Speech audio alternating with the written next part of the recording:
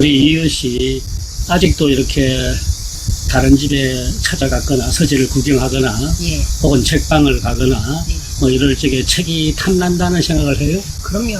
책이 탐나죠. 어디 이렇게 뭐 아파트 같은 데서 네. 책을 누가 버렸다. 그걸 주워올 마음이 있어요? 예. 왜 가져와요? 아, 읽으려고요. 그리고 다 읽어요? 그럼요, 읽죠. 나도 똑같았는데 예. 대학 때까지 예. 나는 막 모든 책이 다 탐났어. 청계천에 헌책병 가서도 많이 사오고 막 이랬어요. 두 번째 또 목표가 하나 있었어요. 뭐냐면은 내 방의 사방 벽면을 예. 책으로 채우고 싶다. 멋있어 보이거든. 예. 나는 어떤 인테리어 이런 건 다 재미없는데 예. 사방 벽이 예. 책으로 채워져 있는 어떤 누군가의 방. 요건 약간 제가 기가 죽어요. 교수님 방 사면으로는 안 채워. 사면이 아니고 삼면밖에 안 돼. 한 면이 남았네요. 삼면. 그건 창이야. 창이에요? 그럼 거기 놓을 수가 없는데. 자, 이 얘기 왜 하느냐 하면은 이렇게 책에 대해서 욕심이 많았어요, 저도. 예. 그래서 막 갖고 오고 싶고 누가 주면은 무조건 고맙고. 예, 맞아요. 또 내가 모르는 사람들이 예. 내가 작가가 된 이후부터 예. 막 이렇게 우편으로 날라와요. 예. 시인은 시집을, 작가는 소설을 이렇게 보내오면은 예. 마음 한편으로는 고마워. 왜? 그 벽면을 채울 수 있으니까. 그래. 그런데 60을 넘기면서 아, 마음이 달라집니다. 책에 대한 욕심이 뚝 떨어져 버렸어. 누가 책 주겠다 하는 것도 반갑지가 않고, 그게 어느 순간에는 짐이 돼버리더라. 제 선배 중에 한 분이 우리가 등산 가는 날인데 아주 귀한 중국에서 낸 그 옥편이 하나 있었어요. 예. 그걸 날 주겠다고 일부러 갖고 오셨어. 고맙죠. 그걸 내 등산 가방에 넣는 순간에 말 안 해도 알 것 같아요. 비 더운 날 네. 그걸 짊어지고 산꼭대기까지 올라가야 돼. 그러니까요. 어디 맡길 데가 없어. 예. 방금 내가 한 이 짐이란 표현은 예. 그때는 아주 현실적인 짐이었어요. 그죠? 예. 그 다음 이야기는 정신적인 짐이야. 60세가 넘는 순간부터 이게 모든 책은 나한테 짐이다. 첫째, 읽을 자신이 없어. 그리고 그렇게까지 읽고 싶지가 않아. 내가 그동안에 책에 대했던 모든 냈던 욕심들이 첫째가 부질없다. 둘째, 내가 이제 나한테 남은 시간들이 그런 많은 책들을 허용할 수가 없다. 다 읽어보고 다 책꽂이에 꽂아야 되고 뭐 이럴 필요가 없어. 이사 많이 했죠. 이사? 해봤죠. 그렇죠. 이사짐 옮길 적에 책이 제일 골치야. 제일 무겁죠. 60이 넘고 70이 되는 순간부터 이게 모두가 이제 짐이야. 친구들도 똑같아요. 65세가 넘는 순간부터는 이제 집안에 그동안에 소중하게 모아놨던 걸 버리기. 이래 지혜로운 자다. 그리고 잘 버리느냐. 잘 버리느냐. 저도 서울에서 이사를 하는데 이 책이 문제였어. 그 다음부터 나는 끝도 없이 버리는 거야. 책을 많이 정리하셨군요. 옛날에는 어느 도서관이든지 연락을 하면은 다 가져갔어. 예. 이제 도서관 받아주지 않아요. 안 그래요? 안 받아. 그래서 이것저것 다 귀찮아가지고 무조건 아파트 분리 쓰고 자. 예, 편집 분리. 책을 이제 한 50권씩 꼭꼭 묶어가지고 거기다 갖다 놔요. 예. 갖다 놓으면은 제일 고마운 게 다음날 보면 하나도 없어져. 예. 깨끗하죠. 그걸 필요로 하는 사람이 아직도 있다란 뜻이에요. 그죠? 예. 고마운 일이에요. 예. 자, 우리가 하면서 모으는 데 대한 이야기들은 우리가 많은 이야기를 들었습니다. 그렇죠. 돈을 모으고 예. 뭘 수집하고 예. 수집에 대한 이야기. 예, 그런데 맞죠. 버리는 데 대한 이야기를 우리는 거의 하질 않았어요. 맞아요. 오늘 책 버리기에 대한 이야기를 소설가 이웃이랑 조금 이 더운 날 해보려고 이 자리 만들었습니다. 참고로요, 저는 책을 버리기보다 책을 아직 그 나이 아니에요. 몇 년만 더 있어봐. 예, 사고 있는데 교수님께서 60 넘어서 얘기 말씀하시는 걸 들어보니까 아, 나도 좀 그럴 수 있겠구나 하는 생각도 듭니다. 그리고 또 저도 60 넘어서 이건 그때 가서 또 읽어야지, 이건 또 다시 한번 또 읽어봐야지 하고서 이제 차곡차곡 쌓아서 놓은 책들이 있는데 읽을까 싶네요. 그래서 남자들 이제 책 많은 친구는 책 버리는 게 화제고, 다른 보통 일반적인 사람은 뭘 제일 먼저 버리죠. 우리 나이 때는 앨범이었어. 이건 버리셔요? 그렇죠. 이놈의 앨범이 애기 둘 키우면은 걔들 많아요. 거부터 해갖고 뭐 10권, 20권이 돼요. 예. 어느 날 생각해봤어요. 내가 죽고 나면 이 앨범 내 아들, 손자한테 전혀 소중한 게 아니야. 걔들의 취미야. 걔들한테 필요한 거는 사진 몇 장이야. 내 할아버지가 중학교 때 어떻게 놀았고 고등학교 친구들 누구 그거 알 필요가 뭐 있어. 그래서 저는 60을 넘으면서 늘 두 가지 버리기. 사진 다 버리기. 편지 버리기. 그때 옛날에는 우리는 편지 많죠. 편지를 이렇게 쌓아놨어. 예. 맞아요. 그럼 잠시 질문이 있는데 앨범은 어떻게 버리셨어요? 그 사진들을 다 빼가지고 찢어가지고 사진을 찢었어요? 태울 수가 없으니까 찢어갖고 쓰레기통으로 버리고, 앨범은 저쪽에 그 쓰레기 통으로 보내고. 사모님이 합의하셔가지고. 그럼요. 애기들 어렸을 때 사진도 다. 그 중에서도 이쁜 거 몇 개만 남기. 내 집사람은 그게 100번 찬동이에요. 주는 거, 제가 보관한 거 이렇게 나눠서 사진을 또 만들었었는데, 그 준다는 거에 대해서 다시 한번 또 생각해 봐야겠네요. 그럼요. 자녀들이 부모가 왜 이것들만 남겨놨을까?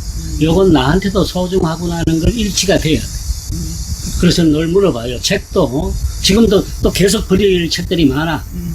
그런데 내 딸아이가, 아들도 있지만 딸애가 전공이 같아요. 예. 그래서 물어봤어요.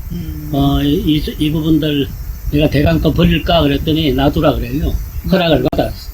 제가 왜 이렇게 장황한 이런 얘기를 했느냐면은, 제가 펴낸 책이 다른 분한테 청정했던 제 책이 수십 년 만에 제 손에 다시 들어온 그 이야기를 좀 재미나게 얘기하고 싶어서 서두를 그렇게 깔았습니다.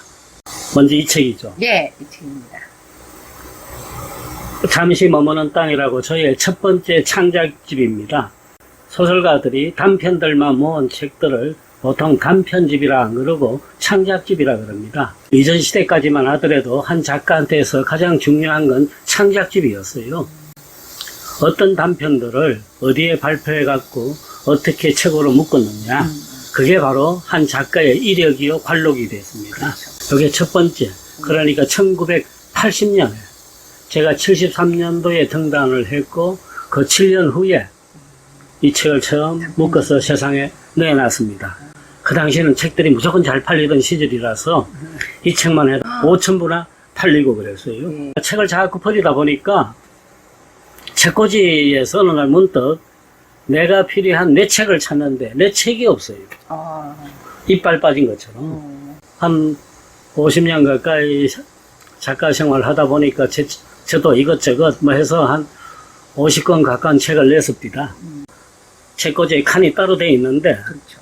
앞만 봐도 뭔가가 빠져 있어. 예, 한 권이 폈어요. 그 창작집 4권 중에 한 권이 빠졌는데, 그게 우리 이유 씨가 구해줬어요. 예.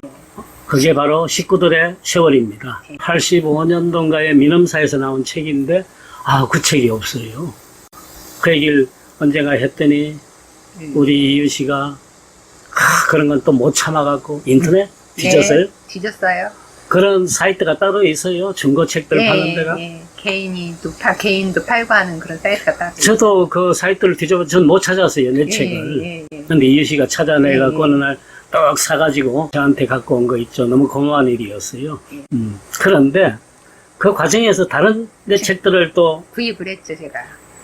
우리 이 친구가 제 책들을 다 또 사 모았어요. 그 중에서 이제 신기한 걸 발견을 했죠. 그 중에서 그래 제일 신기한 게 이 책이었어요. 1980년이니까 44년이 됐습니다. 44년이 된 책인데, 시간도 오래 흐른 책이고. 그죠? 예. 이거 얼마 주고 샀는지 모르죠? 기억이 안 나요. 안 나죠? 네. 제일 재밌는 게, 이 앞에 요 표지 다음에 넘기면 요겁니다. 교수님의 친필 사인이 있었습니다. 그래서 너무 신기했어요. 예.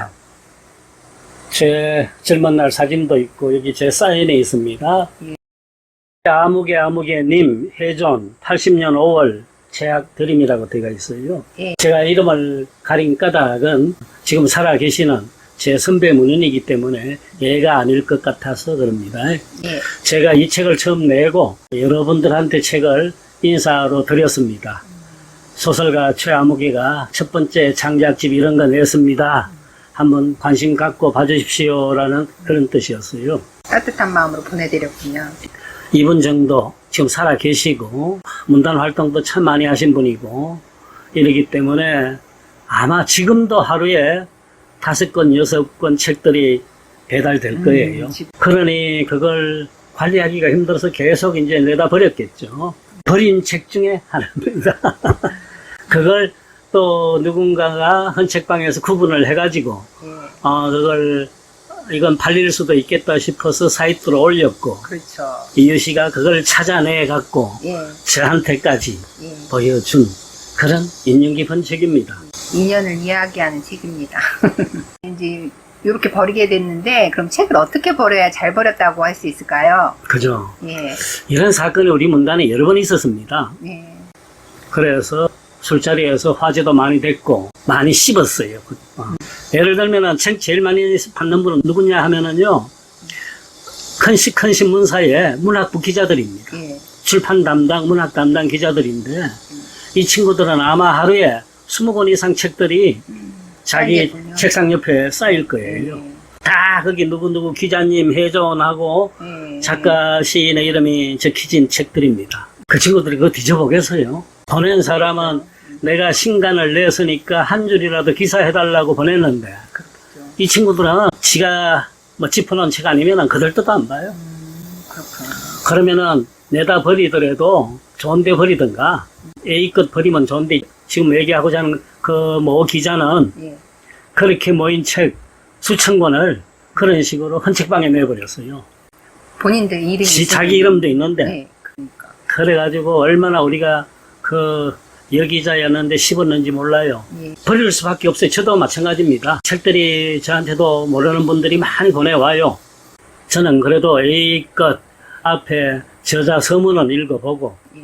뒤에 그 발문도 좀 읽어보고 예. 소설인 경우 앞문장 한 페이지는 보고 예. 이렇게 보고 이제 버립니다. 예. 자, 요 맨 앞에 부분을 여기다 칼로 자를 대고 쫙 꺼버리세요. 그리고 요거 한 장만 뜯어버리세요. 예, 맞아요. 요거 뜯어버리고 요거는 찢든가 태우든가 하면 되고 예. 그리고 이 책을 내버리면은 아무 상관없습니다. 이 책이 두 사람의 이름이 서명된 책이 시중에 돈다고 칩시다. 그러면 첫째 받는 사람이 더 욕을 먹게 되고 예. 보낸 사람이야 무슨 욕을 먹겠습니까? 예. 그 이름들이 함부로 돈다는 것이 좋지 않다. 예, 어긋나는 그렇죠. 일이군요. 예. 예. 요 책이 그런 사연이 있습니다. 예. 그런데 우리 이유 씨가 그렇게 제 책을 뒤지다가 또 찾아낸 책 하나가 이 책입니다. 예. 요게 2000년도에 나온 책이네요. 저의 4번째 창작집입니다. 손님. 앞에 서명란 보이시죠? 또 교수님 사인이 있는 책을 제가 요거 이제, 제가 어느 문인 선배한테 보낸 건데, 이유 씨가 찾아내가지고 가져왔어요. 예. 제가 이름을 가리지 않죠, 일부러. 예. 이명자 선배님께 2000년 봄 저자 근정 이렇게 되어 있네요. 예, 예. 그 밑에 우리 이유 씨가 또 뭐라고 스스로 메모를 해놨네요. 예. 2023년 6월 29일 목요일 이명자 괄호 이채강 시인에 대한 사연을 듣다 이렇게 적어놨어요. 이명자 이분은 시인입니다. 예. 그리고 나중에 2001년부터인가 11년부터인가에 이채강이라는 필명으로 활동을 합니다. 1971년도 현대시학으로 등단을 했고요. 저한테는 대학교 국문과 4년 선배시고 19년에 돌아가셨는데 제가 마지막 뵌 게 18년이었습니다. 2018년이었습니다. 이름을 제가 가리지 않으니까 한 까닭은 이분은 이 책을 짐 버리듯이 아무데나 버린 책이 아닐 거라는 확신 때문입니다. 이분은 돌아가실 적에 혼자 대전의 그 산내라는 외곽에 서민 아파트에 혼자 외롭게 병하고 투쟁하다가 어느 날 갑자기 숨졌기 때문에, 그리고 가족도 전혀 없습니다. 그래서 그분 사후에 그 집을 정리하는 분들이 누구였는지 모르지만 그 숱한 책들을 제대로 추리지도 못하고 아마 다 헌책방한테 그냥 다 그대로 가져가라. 그랬을 것 같아요. 이랬을 거예요. 이 책이 이웃이 손을 통해서 저한테까지 오는 데는 이분의 고달픈 삶이 그대로 전해지고 있죠. 축적되어 있다. 이렇게 보고 있기 때문에 더 애틋합니다. 제가 교수님께서 증정하신 이 명자라는 시인분이 어떤 분이셨나요? 네. 제가 대학 1학년 들어갔을 적에 이미 이분은 대학원에 들어가 있었어요. 선배시니까. 그리고 문단은 저보다 3년이 빨랐고, 등단한 게. 아주 공부를 많이 하신 분이에요. 그때 우리 학교에서도 대전여고 나온 재원으로 알려져 있었습니다. 그리고 졸업 후에 한동안 이어령 선생하고 같이 일을 하면서 잘 알고 있는 문학사상 편집장을 오래 했습니다. 시집이 한 3권쯤 있을 겁니다. 제가 2학년인가 3학년 때 이분이 저를 불러갖고, 야, 네 알바 한번 안 할래? 그러길래 뭐냐? 그랬더니, 자기가 그 일제시대 때 유명한 평론가가 있습니다. 김환태 선생이라고. 자기가 김환태 선생의 평론집을 책으로 묻고 싶다, 평론을. 그걸 지금 자료를 모으고 있는데, 그 원고들이 전부 다 어디 있느냐 하면은 옛날 신문에 있다. 그 신문에서 원고를 100개 와야 돼. 그 일을 좀 해달라 그랬어요. 근데 그 당시에는 이 복사 기술 아무것도 없습니다. 일일이 그 마이크로 필름으로 되어 있는 옛날 신문을 확대시켜서 이렇게 돌리면서 읽으면서 종이에다 옮겨 적어야 돼요. 아이고, 손이 많이 갔네요. 제가 그래서 조선일보 자료실에 맨날 며칠을 가가지고 그걸 돌리면서 베껴 적었던 기억이 있습니다. 아무튼 책이 나왔어요. 그때 이분하고 가장 친했던 후배 시인이 누구냐면 바로 최성자입니다. 최성자는 저보다 1년 후배예요. 그래서 같이 오르러 다니면서 술도 늘 먹고 그러고 했는데 두 사람이 완전 대비가 돼요. 이분은 1m 80이 가깝고 큰 키고, 최성자는 1m 50이 겨우 넘고, 그래서 둘이 같이 다니면 진짜 재밌어요. 75년의 영각을 기억이 납니다. 우리 그때 문인들 모임 자리에 이분이 어떤 남자를 데리고 왔는데, 너무 서로가 사랑한다 그러면서 자기 내일 모레 미국으로 이민 간대요. 인사하러 왔어. 그래서 잘 살아라 그랬는데 잘 살기는커녕 미국에 가서 죽으라고 고생하고 남자가 보통 놈이 아니었어요. 이혼을 당하신 거예요? 쫓겨갖고 왔어요. 애기까지 데리고. 근데 그 애기가 정상적이지 못하고 자폐아였어요. 그래서 이 아이는 엄마 죽는 줄도 지금도 모르고 있을 거예요. 그럴 거예요. 그리고 그 많던 재산들 친인척들이 다 뺏어가버리고 10원 하나가 없었어요. 한국에 돌아와 보니까. 진짜 힘들게 사셨겠네요, 그럼. 서울에서도 버티질 못하고 그래서 고향인 대전으로 내려갔어요. 대전에서 이 대학 저 대학에서 시간 강사를 하면서 겨우겨우 살고 있을 무렵이었습니다. 제가 2005년도에 중국에 교환 교수로 갈 적에 우리 학교에서 한 학기 좀 해달라 부탁을 하고 떠났어요. 남경에 있는데 우리 학생들이 저한테 연락을 했는데 선생님이 병세가 보통 아니라고 수업 중에 쓰러졌대. 응급차가 학교까지 오고 그래갖고 자기네들이 20몇 명이 그때 수혈까지 다 했대요. 제가 귀국 후에 선배를 만났는데 그때 제 손을 붙잡으면서 한 말이, 첫 번째 말이, 야, 최악이 너 오래 살아야 된다. 왜요? 그랬더니 그래야 내가 너한테 점심 한번 사지.